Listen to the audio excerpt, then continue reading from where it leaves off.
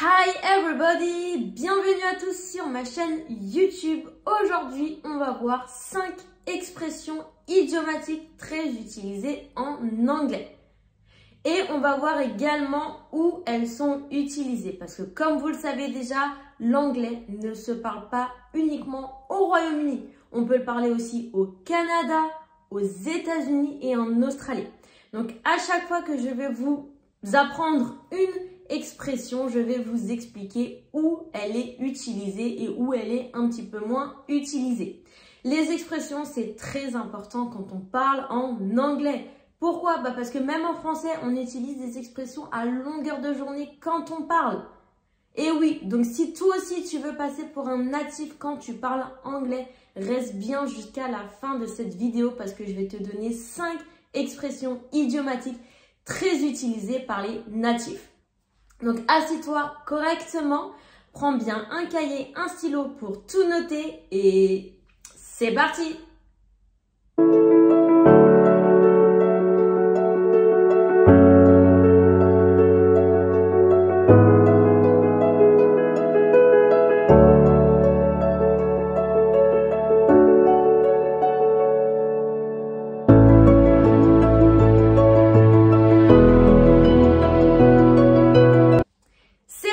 Pour la première expression qui est to hit the sack.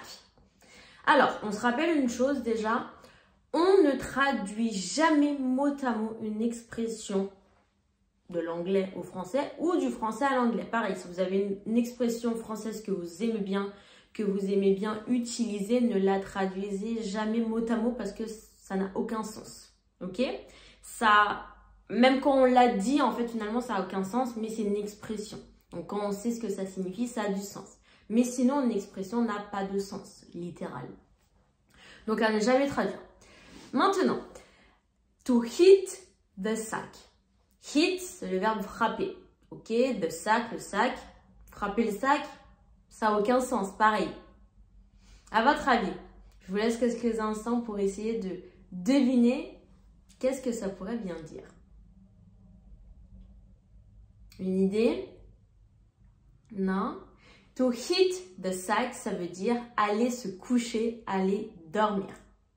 Donc, avant de vous donner des exemples, on va voir où est-ce qu'on utilise cette expression. Cette expression, elle est très utilisée en Amérique, donc aux États-Unis et au Canada.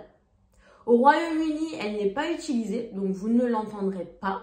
En Australie, on la connaît. Elle n'est pas très utilisée en Australie, mais les Australiens la connaissent. Donc, si jamais vous l'utilisez en Australie, contrairement au Royaume-Uni, on vous comprendra. C'est parti maintenant pour quelques exemples. On va voir 2 exemples au total. Le premier exemple, I'm exhausted. I'm going to hit the sack.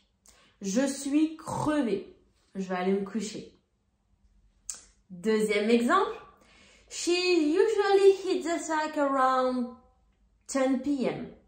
Elle va généralement se coucher aux alentours de 22 h. Donc, hit the sack, aller se coucher. Et hit est bien un verbe, donc conjuguez-le normalement. D'accord? She hits the sack. I hit the sack. Hit, c'est un verbe très facile parce qu'il est, il a la même forme au présent, au prétérit et au participe passé. Donc, pas de modification pour ce verbe-là, très simple. Mais on n'oublie pas que c'est un verbe, donc quand vous voulez utiliser l'expression to hit the sack, il faut bien du coup conjuguer le verbe. Et voilà donc pour la première expression. On y va pour la deuxième? La deuxième expression, celle-là, moi personnellement, je l'utilise beaucoup. L'expression, c'est « It's a piece of cake ». Donc là, petit aparté par rapport au mot « piece ». Donc là, on prononce le son « i ». « Piece of cake ». Très bien. Donc, « a piece » en français, un morceau. « A cake », un gâteau. C'est un morceau de gâteau. Ça ressemble un peu à une expression en français quand on dit « c'est du gâteau ». Qu'est-ce que ça veut dire quand on dit « moi, c'est du gâteau ». Ça veut dire que c'est facile. Très bien. Donc, a piece of cake, c'est très facile. Cette expression, vous pouvez l'utiliser à gogo parce qu'elle est utilisée partout. Aux États-Unis, au Canada, au Royaume-Uni et en Australie. Donc celle-là, vous pouvez vraiment l'utiliser partout. On va vous comprendre. Allez, on essaye un exemple? Alors, pour le premier exemple, si je vous dis « That exam was a piece of cake ». Cet examen était trop facile. Deuxième exemple, « That's okay, don't worry, fixing that is a piece of cake ». T'inquiète pas, aucun problème, réparer ça, ça va être trop facile. Et voilà donc pour l'expression « It's a piece of cake ». Dans cette expression, on a également un verbe. Le verbe « être ». It is a piece of cake. Donc pareil, on a un verbe. Chaque fois dans les expressions, on a des verbes, donc à bien conjuguer. It was, that exam was a piece of cake. Fixing this is a piece of cake. Ok, à chaque fois, je conjugue bien mon verbe être. On se rappelle bien de bien conjuguer les verbes. Et voilà donc pour la numéro 2. On continue avec la numéro 3? Allez, la numéro 3, c'est l'expression to spill the beans. Donc ici, qu'est-ce qu'on a? On a déjà le verbe to spill qui est renverser. To spill, renverser. Et on a the beans, or green beans. Mais dans l'expression, on va juste utiliser beans. Donc green beans, beans, c'est les haricots verts. Donc renverser les haricots verts. Qu'est-ce que ça peut bien vouloir dire? Renverser les haricots verts. Alors là, ça n'a rien à voir avec sa traduction. Vraiment, là, je ne vais pas pouvoir vous aider. Enfin, vous n'allez pas pouvoir essayer de la deviner parce que vraiment, ça n'a rien à voir. Mais quand on dit du coup l'expression to spill the beans, ça veut dire vendre la mèche, révéler un secret. Tout simplement. Pour cette expression, alors cette expression, elle est originaire du Royaume-Uni. Donc au Royaume-Uni, vous pouvez l'entendre à gogo. Pour les autres pays, vous pouvez l'entendre aussi, on peut l'utiliser, elle va être comprise.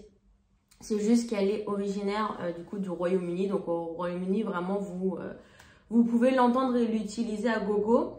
Mais dans les autres pays aussi, vous pouvez très bien l'utiliser, on va vous comprendre.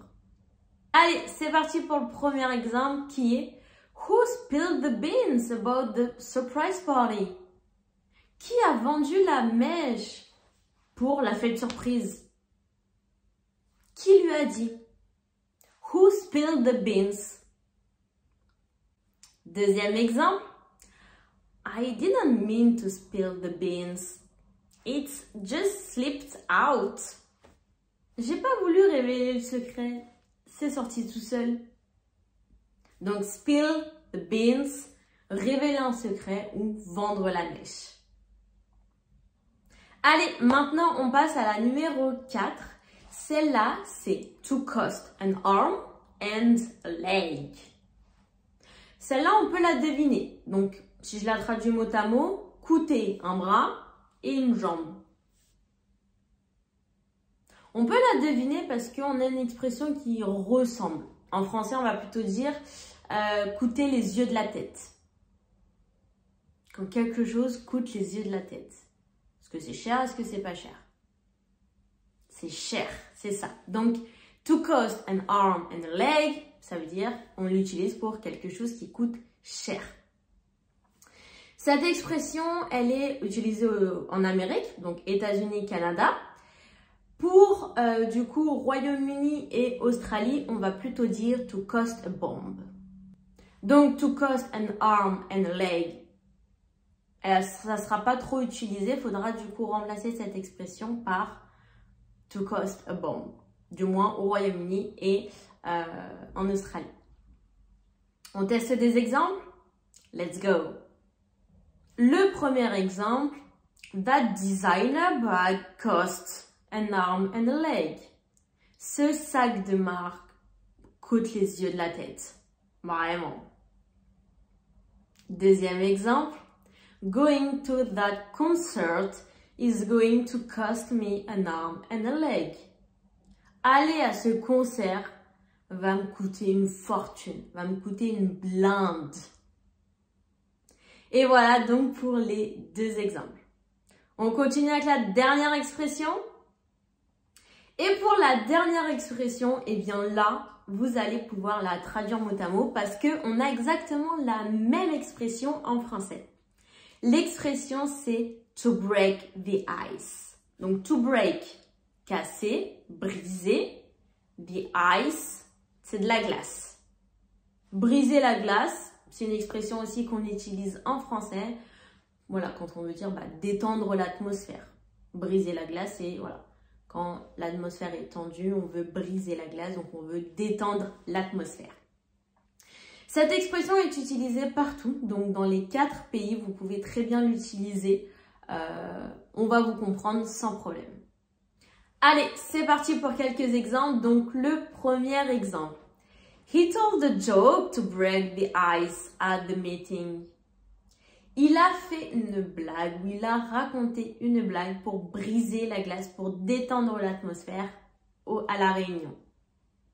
Deuxième exemple, I brought a game to help break the ice at the party. J'ai apporté un jeu pour aider à briser la glace à la fête. Et voilà donc pour la 5e et dernière expression idiomatique de cette vidéo.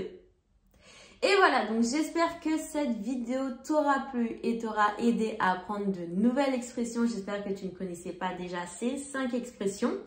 Si tu as aimé cette vidéo, n'hésite pas à me laisser un petit pouce bleu, à me dire si tu aimes ce type de vidéo où je t'apprends des expressions que tu peux utiliser. Voilà, comme ça au moins je saurai que ce genre de vidéo te plaît et je pourrai en refaire.